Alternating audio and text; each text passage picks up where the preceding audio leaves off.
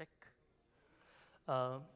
So before we continue, just a quick announcement. If you have any questions, please raise your hand so we can pass this mic to you, because this session is also being recorded for others who missed this session or who wants to know more. So please raise your hand and we'll try to pass the mic to you and you can ask your question. Thank you. Okay. Yeah, to continue, what I showed you in my little intro was that one way to configure SpringBoot with configuration properties is to enter them in this application properties file. Actually, as it turns out, SpringBoot has a whole list of so-called property sources where it will look for configuration, and there's some files in there, but you can also use system properties or environment variables. You can do command line parameters even, and out of all of those things, it will then build up some configuration. Now,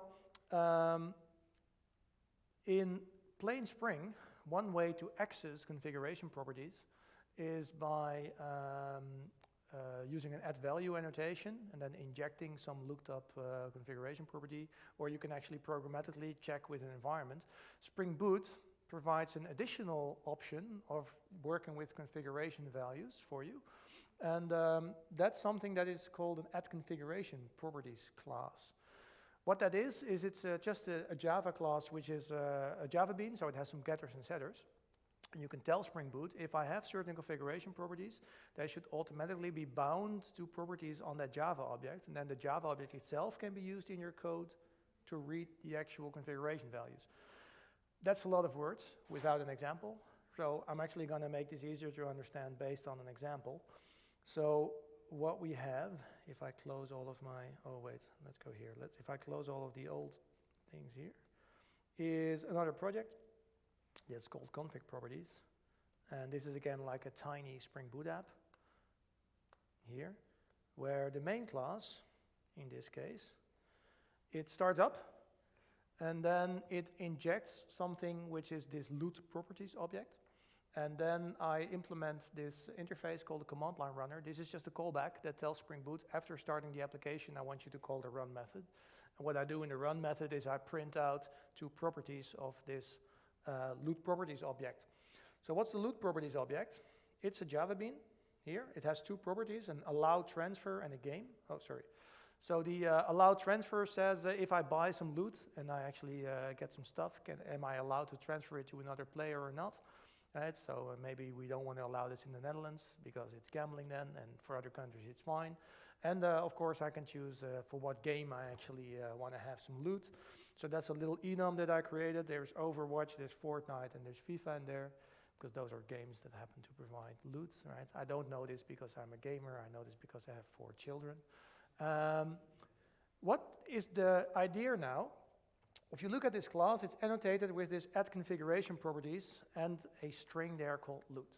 What this means is I can bind my configuration properties that have a name that starts with loot. So loot.allowTransfer, if I have that as a configuration property, it will actually be bound to that allowTransfer property here.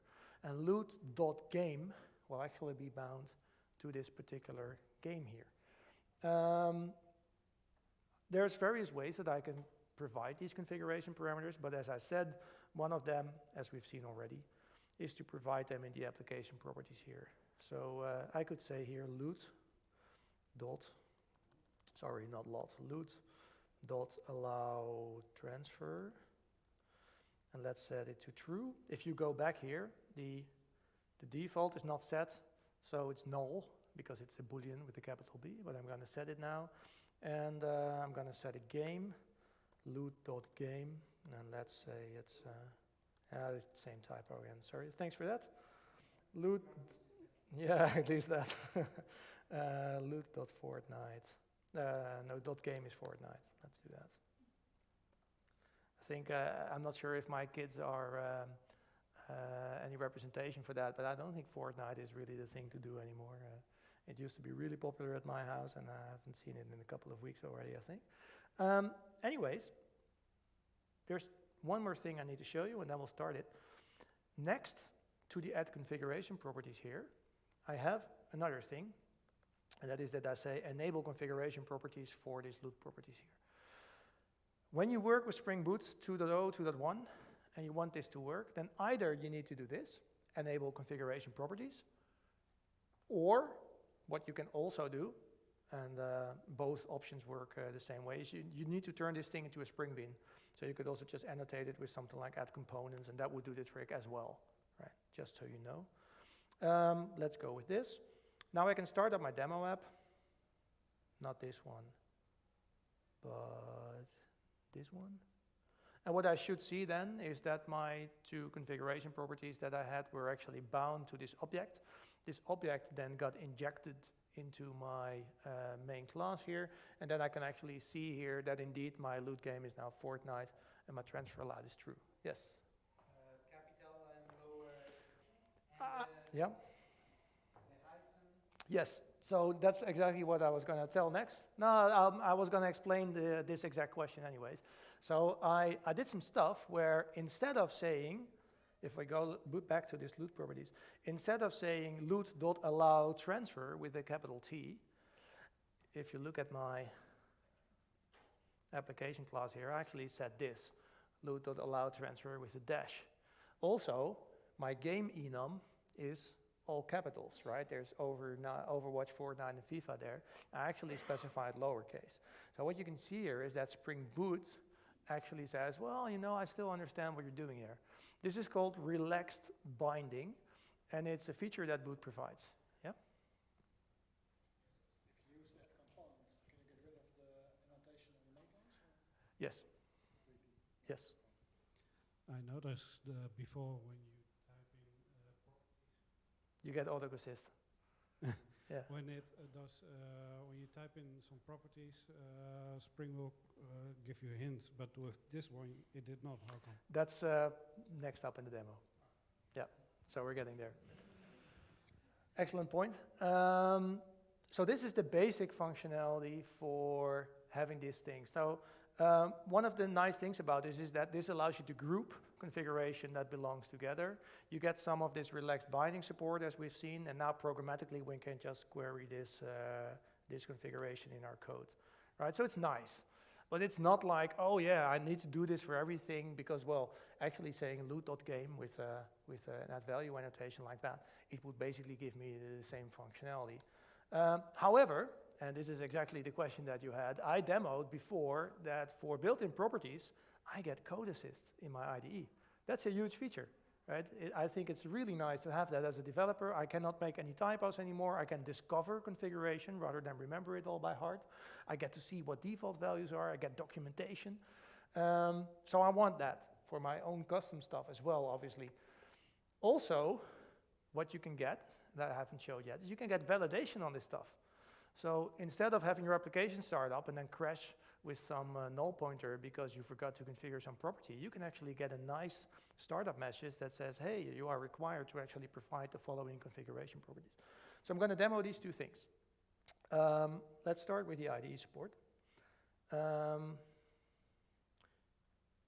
SpringBoot provides something which is called a configuration processor. Let's get rid of this one. That you can simply add as a dependency. Now I already added it here, but I commented it out, so I'm going to comment it back in. So what you see now is that I have a dependency on this thing called SpringBoot configuration processor. I'm making it optional. That's just the best practice in Maven. That means if someone would depend on my jar file here, is not actually going to inherit this dependency, because this thing is what is called an annotation processor tool. It runs at compile time. And what it does is it actually finds all of your configuration properties, and then based on those, it creates a file that will be understood by all Java IDEs that support SpringBoot. So for this to work, I actually need to do a Maven build. And I never remember if that is already handled by the IDE or not, or so I'm just going to do it to make sure that it actually works. So I'm going to say, let's do a compile here. I think that should do the trick. And what this will do, next to compiling my Java code, it will actually create this file for me. Something is off. Nah, I think it's probably already just fine. Let me just have a look.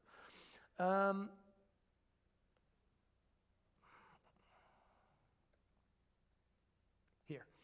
What we see now, over here on the left, is that I have a file called Spring Configuration Metadata.json. This was created by this annotation processor, and it has some information in here that I'm not actually gonna all cover, but it's understood by IntelliJ and by all other IDEs that have Spring Boot support. So as a result, I can go back here, and let's say, remove this, and now I see, hey, there is a loot.allow transfers. Now I get code assist. That's nice. We can do even better. Because right now, I don't know really what allow transfer means, because this is not intuitive enough. This naming doesn't tell me really what I can do with this. So what I can do is I can go here and say, well, I'm going to put some Java doc directly on the field. It's important, you have to do this on the field. And I'm going to say, indicates whether players are allowed to transfer loot, something like that. Run my compile again, because this tool needs to run again. And after that, when I go back to my application properties here, I actually get inline documentation for the field, right? So the same support that you get for all of the built-in configuration is also available for your own custom configuration properties. And especially for bigger projects or things like shared libraries, I think this is super useful functionality. What I really like as a developer is if I can just make a guess about what should probably be available, then start to type some common words or letters and then just see pop up what I'm looking for, right? That's much nicer than actually having to keep documentation in sync on a wiki with your code base or something like that, so that all of your developers know exactly what configuration properties they are able to enter somewhere. This also allows you to create, in bigger organizations like ABN especially, to create things like reusable shared libraries that you use across multiple projects where you have built-in documentation basically that is by definition always up to date. I'm going to show you another feature, and that's validation. Now right now, I could just leave out a game, and I could leave out the Boolean, and it would start up just fine, but it would just all be null. I don't want that. So what I want to do is I want to say this Boolean field here, this should be not null. Just a standard Java validation annotation, and the same goes for the game, right? Already, even though I didn't show it, already because I'm binding to an enum value, I cannot provide an invalid value there, because he wouldn't be able to bind to an enum, but it could still be null, and I want this thing also to be not null. Now, this is almost enough. However, validation is not enabled by default for every configuration properties class, so if you want Spring Boot to perform validation, you have to say that this is validated. And this is it. If you do this, you will automatically get this support. So what I could do now is I could go back to my application properties here, and I could say, let me just get rid of this. And I don't specify the allowed transfer now, even though I said that it's actually required. So what happens now is if I restart my application, is we should see an error message at startup. Now usually an error message in a Java app means a stack trace, right? You get some big stack trace with 3 nested calls by clauses, and then you have to scroll down and then back up and then see what the problem was. However, Spring Boot has another feature where for common exceptions, it understands what they are and it actually prints out a nice error report at startup. And obviously for its own errors, it understands that. So here what we're seeing is we were trying to bind to this thing called loot properties that is bound to a prefix called loot. And there is a loot.allow transfer property there that we provided null for, but it must not be null, which is the default message for a not null annotation. And this is not restricted to not null, right? I could put in things like regular expressions in there and all other types of checks so that I know that my configuration is correct as soon as I'm starting up. And if it isn't, people will immediately be able to tell what's wrong rather than having to sift through stack traces and that sort of thing.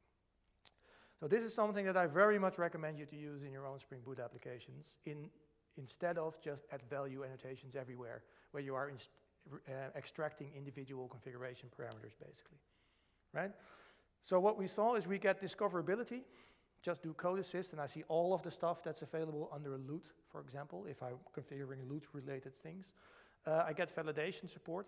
Something I didn't show you because I didn't even talk about actuators yet, but let me do that quickly, is I can also find out about all of the configuration properties in my application.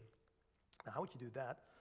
Another feature that I didn't have time to show in the intro is there is something called a Spring Boot starter actuator.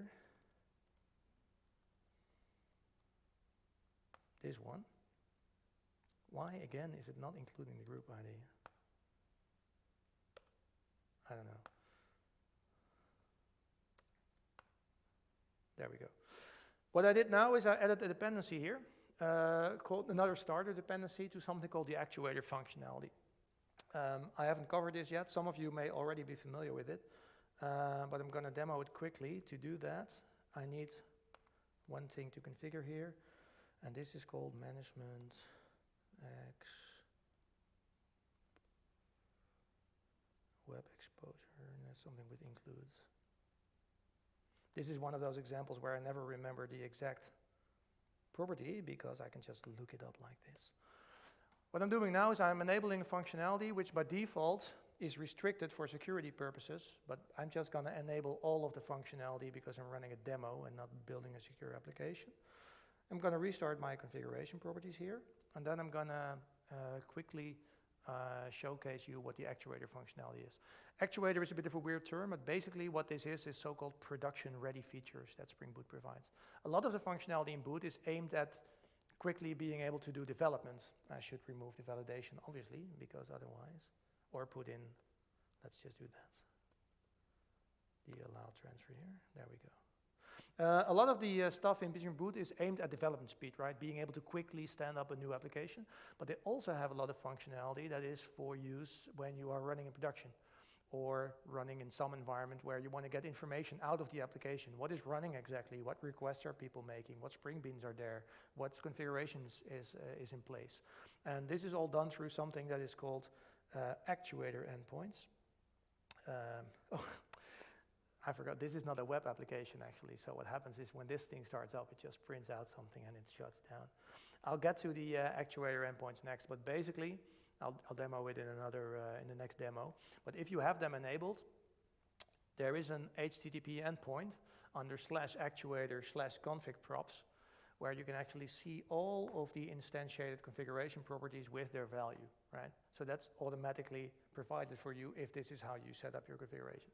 Now I showed you that either you need to have this enable auto configuration and reference your properties class, or you need to have something like an add component.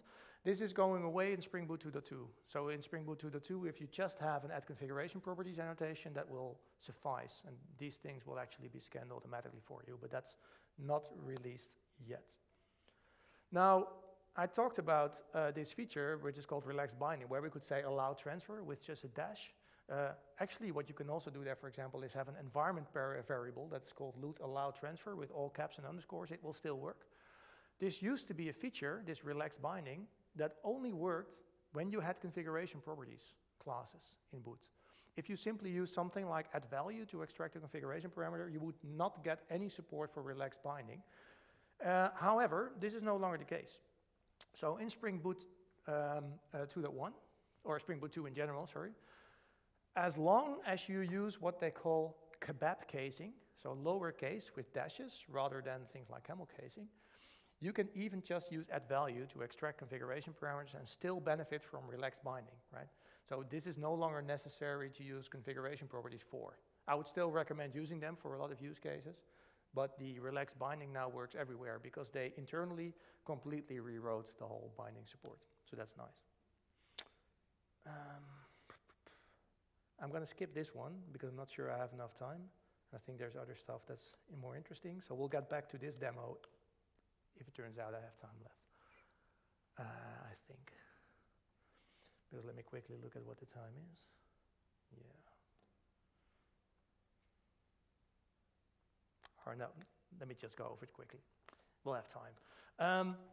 One of the main new features that I really like about Spring Boot 2 is that they have integration with a new library or framework that they built called macrometer.io. This is like an abstraction layer for gathering and exposing metrics.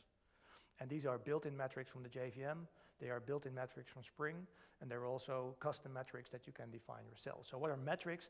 It's basically measurements over time, and then you can calculate, let's say, once per minute what an average was for some number and what the minimum and the maximum number was, and you provide that to some system, a time series database that can then track them over time, and you can use it for dashboarding, alerting, that sort of thing. Spring has a lot of built-in metrics when you enable the macrometer I/O integration.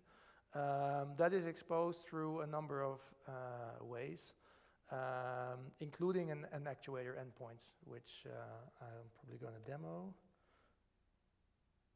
Yeah, I am going to do that first. So for the metrics, I have another application here, and let me show you what the application does. It creates a REST template. This is a Spring class, a helper class for making HTTP requests using an HTTP client. And then when I start up, using that REST template, it's going to make a bunch of calls to an endpoint that is defined within this application itself. For that, I actually have a controller class. And one method here allows me to do some search. And occasionally, based on some random number, it will throw an exception. And it also allows me to do some creates. And again, occasionally that will throw some error. And otherwise, it just works. So I will get some different results, basically, when running this. So going over my Maven POM first here, you can see that I have this dependency on SpringBoot starter actuator here, which I tried to demo in my previous application, but that wasn't suitable. This one actually is. So I'm going to start up this application, metrics demo. So what happens now is it starts up basically a web app, but then immediately it will do a whole bunch of requests that it makes to that thing. Oh, I didn't shut down the other one properly. Let's do that again. That was, by the way, another example of the excellent error reporting in Spring Boot, where if you're running something and the port is already in use, again, instead of getting a stack trace, just get a nice error message that says, hey, stupid, you forgot to shut down your Tomcat.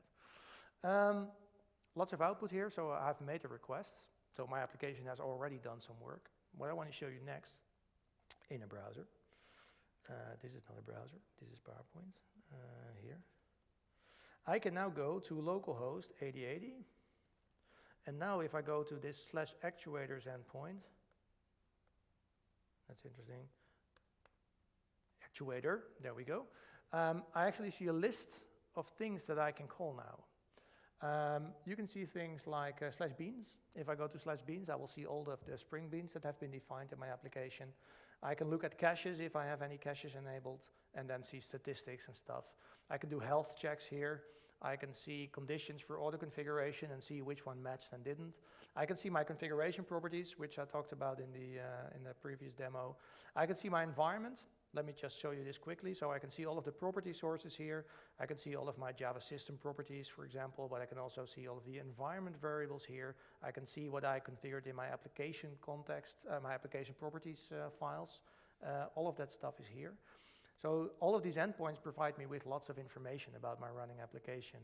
I can see the loggers that are defined in their log levels. I can even change that. But what I'm going to show you now is I can also look at metrics. So this is a list of all of the metrics that are there. And metrics include things like what requests did I make using my REST template. And that's actually done by using a metric which is called HTTP client requests, which you see over here. Now, this just tells me that the metric is there. I don't actually see it, but what I can do is I can append it to my URL. And then I get some information. So what I see now is I made 1,099 requests actually in my startup with the REST template. I can see how much time it took to make those requests in total. I can see the longest it took to make a single request. I can see that I made various types of requests. I did a get and I did a post. And I can see all of the URLs that I called. Now, this is a long list of URLs, as you can see. Because even though it's the same path that I'm calling, I'm changing the query parameters all the time. What will happen is that I actually made like 500 requests to this endpoint. But actually, if you look at this, it's just going to list 100 of them, and then it stops. And this is on purpose, because what Spring Boot says is it's going to cost me way too much memory to actually store all of this for 1 minute, and I'm not even going to bother trying to do that. Actually, if you would go back to the console output and you do some scrolling up here, then somewhere between all of my own output, there will be a message from Spring Boot saying enough is enough, basically. I'm no longer going to catch this particular metric for you anymore here, because what it says is I reached the maximum number of URI tags for the HTTP client requests. Now, it's also saying something else. It says, are you using URI variables? This is a feature that Spring Boot provides, where I can actually have like a placeholder in the REST template and then say, just use this value to replace it. If I would do that, I would only get like a single metric, because it will just see the placeholder. But that's not always an option. What I'm trying to demo here is simply the fact that if you have metrics, they may be producing things that have a too high of a cardinality, right? Cardinality sounds like a fancy feature or a thing, but it simply means the number of available values of something. So if my cardinality for one of those tags or dimensions is too high, it won't work. And one way to fix this in this case would to simply be to say, well, the REST template actually has a feature for this, right? But like I said, that's not always an option. You might simply have something where this cardinality can become too high, and then instead of just failing, you maybe want to actually make some changes to this. Now, the nice thing, and that's what I want to demo here, is that if you have metrics, then this macrometer library has a way for you to actually change them or to configure them before they're being published. So what you could do here is you could say, well, I actually want to change the way that this thing is supported by just getting rid of these query parameters. Right? Because if you remember, I have all of these different query parameters, but I don't care about the query parameter if I just want to see what URLs I'm calling. So basically, I just want to get rid of the whole query parameter here. So that's exactly what we're going to do. So for this, I have a little configuration class, which I disabled until now. I'm going to enable it. And what you see here then is this bean. And what I'm saying here is that whenever there is a metric, and this is available for clients for like the REST template, but this same metric is the same tag is also being used by server-based metrics for my REST controllers. If there is a URI in there, I'm going to check if there is a question mark, and if so, then I'm going to strip everything starting with the question marks to get rid of the query parameters, right? Super trivial code. But when I enable this, then this will simply be some form of post-processing for all of my metrics that have a URI tag, a URI dimension. Tag and dimension are exactly the same things. So if I restart my application now, then it will start to make these 1,000 requests again. And I can then look at my metrics again, and I should be able to see that now I have only 2 URLs, which is the search one and the other one, which was mapped onto the post. I forgot which one it was. Here. So now we have /search and /loots, right? Instead of having this overload of different parameters. And I think this is a useful technique to know about for those of you who are starting off with using metrics. This may be something that you run into, and then this is an easy way to deal with that. And I don't have time to actually go over a complete overview of metrics, because that's a presentation in itself. But I was actually very pleasantly surprised by the power of these things, even if you just use built-in metrics. If you expose them to something like Prometheus or Datadog or Elasticsearch or whatever, there's tons of systems supported for this. You can get really a lot of information out of there, and you don't even have to define your own metrics for that. Just based on the existing built-in metrics, you can already get tons of information out of your application. So I very much recommend doing that. Now, related to this, I'm going to do another quick demo, I think. Yeah, we have some time. I was just doing a demo where I used a REST template. And you could see that there were client metrics for this REST template because I showed you what request I was making with that. Now, very often people, when they need something like a REST template, they will just create it like this, right? You just have a bean, or maybe not even that, you just have a field in a service or something. You say, I want to have a new REST template, so I'm calling a constructor on that. The problem is, very often when Spring has all sorts of additional frameworks, it wants to add behavior to these sort of things. So for a REST template, maybe you want to have some custom interceptors to always add certain headers so that you can do things like propagating distributed trace IDs, or you want to have interceptors to capture metrics, exactly as I demoed. And if you want that to happen automatically, then Spring needs a hook somewhere to say, oh yeah, you have a REST template, but let me first plug in the metrics interceptor, for example. Now, a common pattern for this sort of problem where Spring needs to do common setup on all sorts of objects is that Boot provides a builder. And then whenever you want to create something like a REST template or some other helper class, there will be a builder for that. And the builder is a centrally configured Spring Bean itself. You can add stuff to it if you want to. And then as long as you configure your objects by using the builder, they will automatically get all of this additional configuration in place. And especially in combination with things like auto-configuration, this is really nice. It means I can add a dependency on my class path to say, oh yeah, I want micrometer. And now all of a sudden, all of my REST templates are instrumented to start gathering metrics. But it doesn't work if you simply say, I'm going to create a new REST template, and only that. Other reasons for using builders is that Boot can provide its own opinionated defaults that may differ from the defaults of, let's say, the objects themselves. I'm going to skip this, and I'm just going to show you an example. So, I have another project for my next demo. Here. And let me check what we were doing here.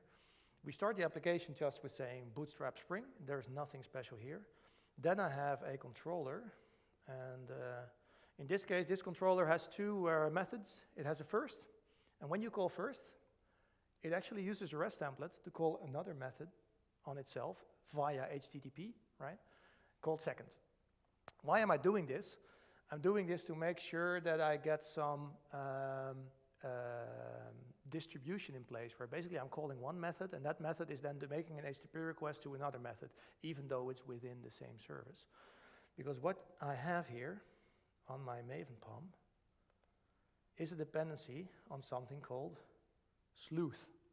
Spring Cloud Starter Sleuth. This is actually provided by a set of frameworks called Spring Cloud, which build upon Spring Boot. And Sleuth provides distributed tracing, which means it creates a unique ID for every request that enters your application, and it's propagated automatically to downstream services as you are making other requests.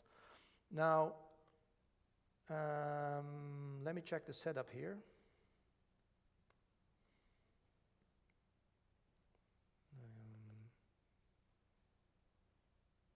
Okay, that's for something else. Okay, I remember. So what you see here is that this REST template right now is just created using an assignment of a new REST template. I'm not using a builder. So first I'm going to run this application and then demo what happens when I make a request to /first. So while this thing is starting up, let me say I want to make an HTTP request to localhost 8080 /first. Hello from second is what I'm seeing, so the actual code ran successfully. I called first called second, and that returned hello from second. But if I now look in my logging here, let's make that a bit bigger, then I see some additional fields here. You see these IDs? This is Sleuth. This first ID is so-called trace ID. This is supposed to be the same ID for all of the things that I'm doing within the context of handling this request. However, the second logging here, which is, if I scroll a bit, is the logging from the call to second. This is not using the same trace ID as you can see. It has its own. This is wrong. This should be the same thing, so something doesn't actually quite work. Also, if I go back to my browser now, and I say, show me the HTTP client request metrics, I'm actually getting a 404. There are no metrics for my client request. This stuff just doesn't work. And the reason for both of these failures is that I created my own REST template. And this is wrong. I shouldn't be doing this. What I should be doing instead is saying, well, you know, this REST template should just be dependency injected, first of all. So let's do that. Let's get rid of this. And, well, let's do the nice thing, and let's actually create a constructor for this. There we go. And now I need a bean of type REST template, obviously. And for that, I have something set up already. No, that's a customizer. Actually, I don't have something set up already. I was just going to program this on the spot. So what I'm doing is I'm creating a new bean method and say this thing returns a REST template.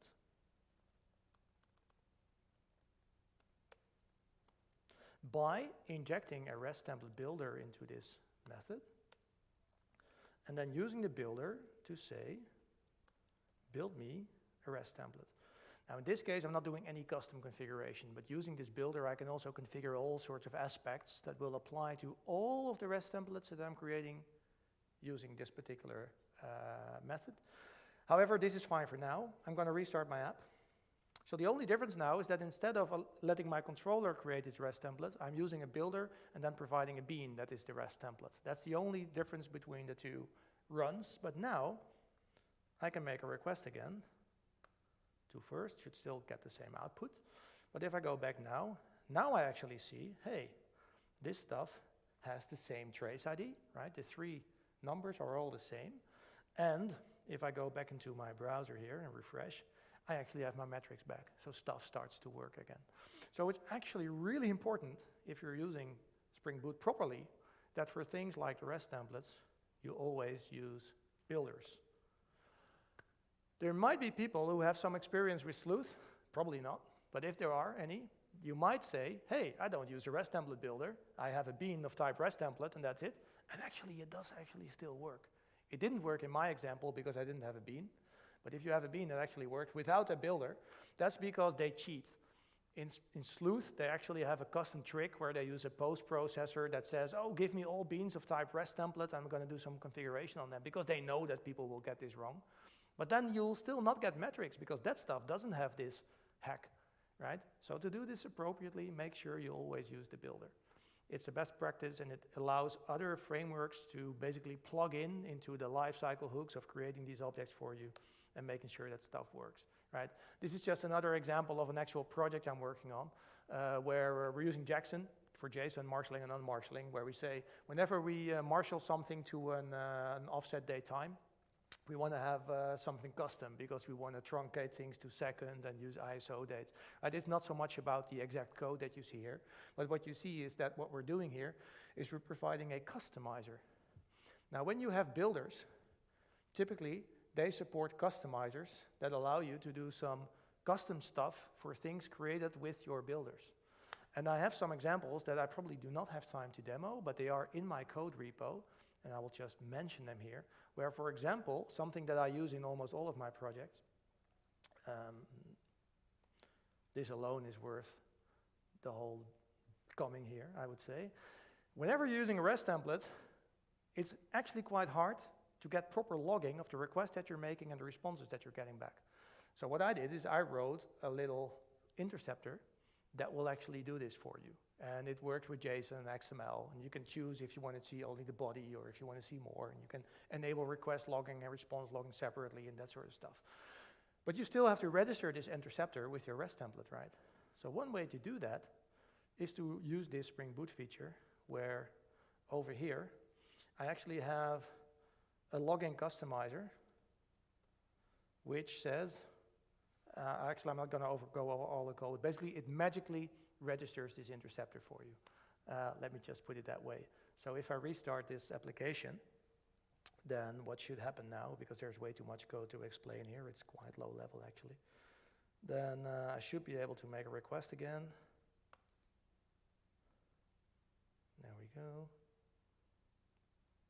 That was too soon. There we go. And now if I look at my output,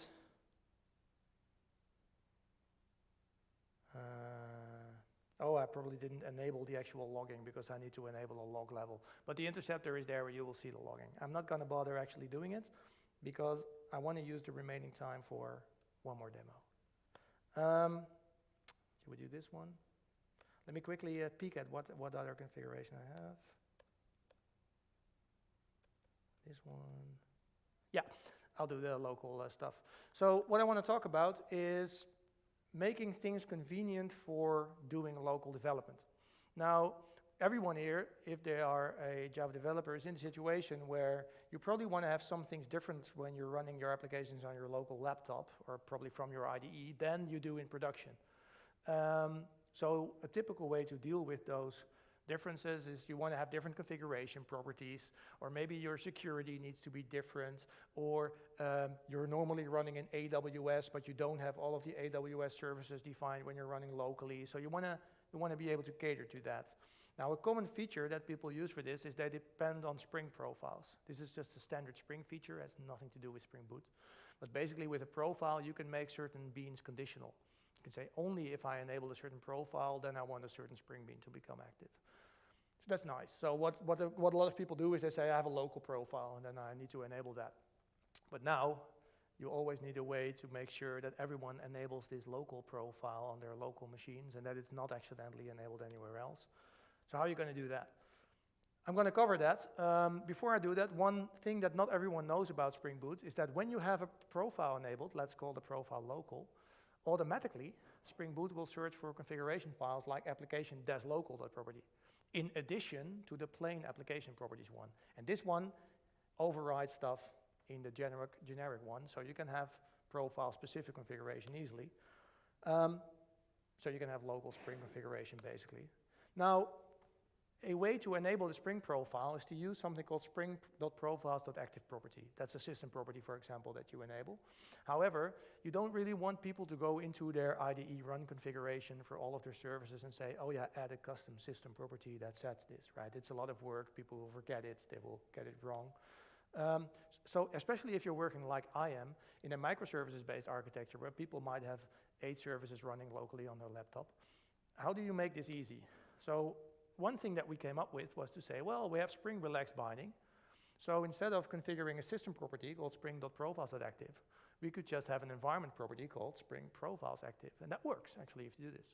So that's cool. However, it's not the best solution, because sometimes people may want to enable additional profiles, but then you have to remember to also include the local profile. So it's one or the other, right? You can only have one configuration property that is called Spring Profiles Active that is used. So what if you want to use other profiles next to local then, right? I cannot really merge two Spring Profiles Active settings. It's one or the other. So I still didn't really like this, but then it turns out that there is another property called spring.profiles.include. And include is different. Include says if you already have a Spring Profiles active, the include will just add additional active profiles to that. So what we do in all of my projects where I'm an architect is I force developers, sometimes I do that, to set an environment variable called Spring Profiles include to a value of local. And that automatically means that in all of the services that we have, you automatically get this local profile in addition to any other profiles that you may have configured, which is super convenient, because now it means we can include application-local.properties files or YAML files, whatever you want, to source control, and you will get some default sensible setup for all of your developers. I can have conditional beans in my sting that says only if local profile has been activated, I want to do stuff, or only when local is not active, I want to do certain things.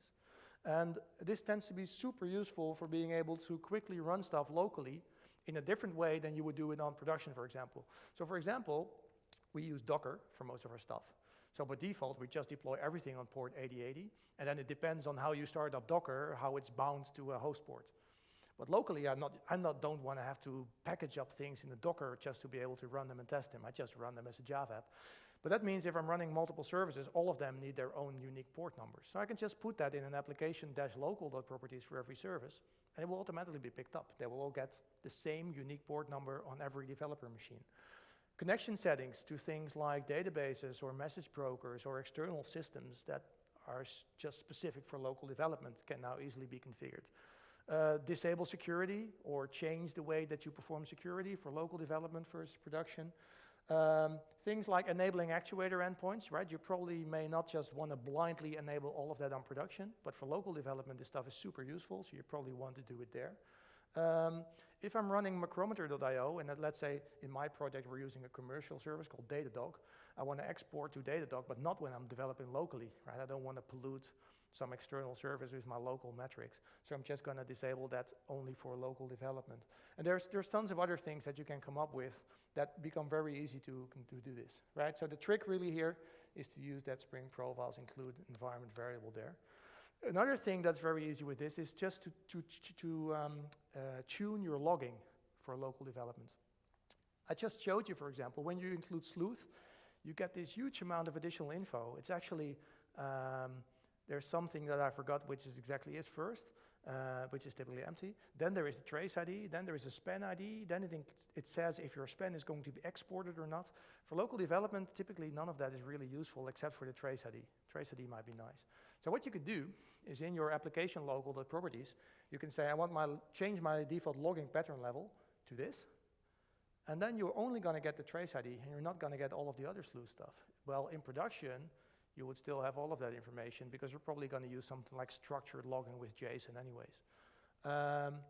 Also, I could have custom log levels, and instead of updating something like a logback.xml file, I can actually have additional logging configuration in Spring next to my logback.xml. So I could say, for example, the demo that I just wanted to do, but then failed to do because I forgot to enable the logging, I could actually enable that logging like this for local development, and then only for local development will this be active.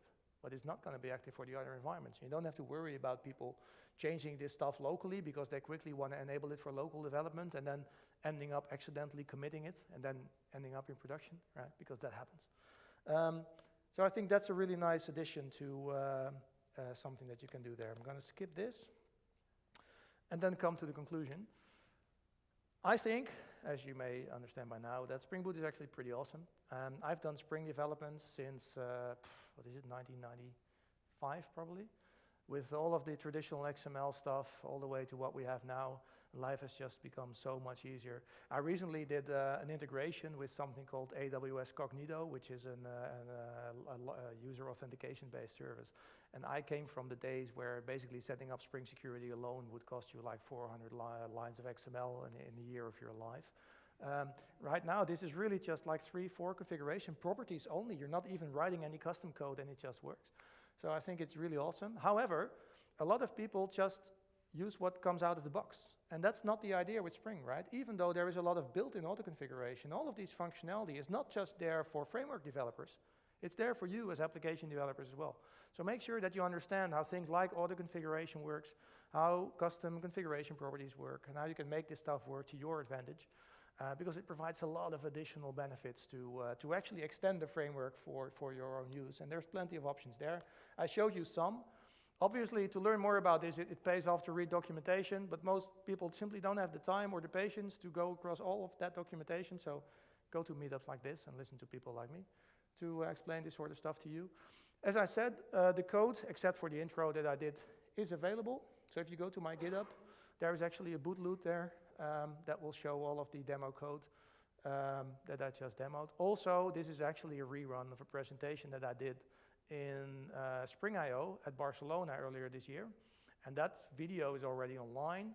So if you would just like me to do the presentation again, just look at that. You don't have to wait for ABN to actually publish the video that is recorded today because there is already another video for this. Right? So with that, I'd like to thank you all for attending. We have some time for questions now, but I can also take them after we're done. So are there any questions now? Yeah? Maybe I have one actually. Gradle versus Maven. Is there something like I hear people argue sometimes? Yeah. Like, and in some organization they prefer. Yeah, in some organization they prefer to use Maven on top of Gradle, but some people on a lot of presentation basically state that the Gradle is much easier to troubleshoot. So basically, like we use both Gradle and Maven within Trifork, and actually I use both Maven and Gradle on various projects. Lately, I tend to stick to Gradle. I tend to somewhat prefer it, but I don't have like a really strong conviction that it's always the better tool. So I think for simple stuff, Maven is still the easiest. More people are familiar with it.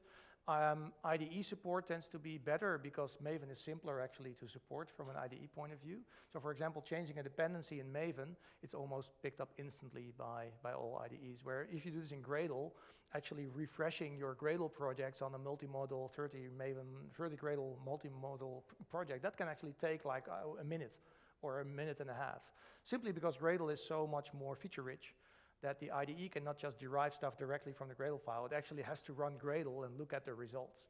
So that's a plus and a con. From a Spring Boot point of view, I should mention that there is super good support for Gradle, where it actually provides a plugin that makes it more Maven-like for things like working with bill of material pumps and managed dependencies, that sort of functionality. Until recently, it has changed actually, but until recently that functionality was not available in Gradle, and the Spring Boot plugin actually makes it available for that, so it becomes I think much nicer to work with. So yeah, on recent projects I'm using Gradle a lot. It takes a little time to learn, but I think it's worth investing. But still, Maven support is excellent still, and it's just fine as well. So I don't really have like a very strong preference. From a boot point of view, both of them are very well supported. Okay, well, thanks for attending then, and maybe I'll see you somewhere else.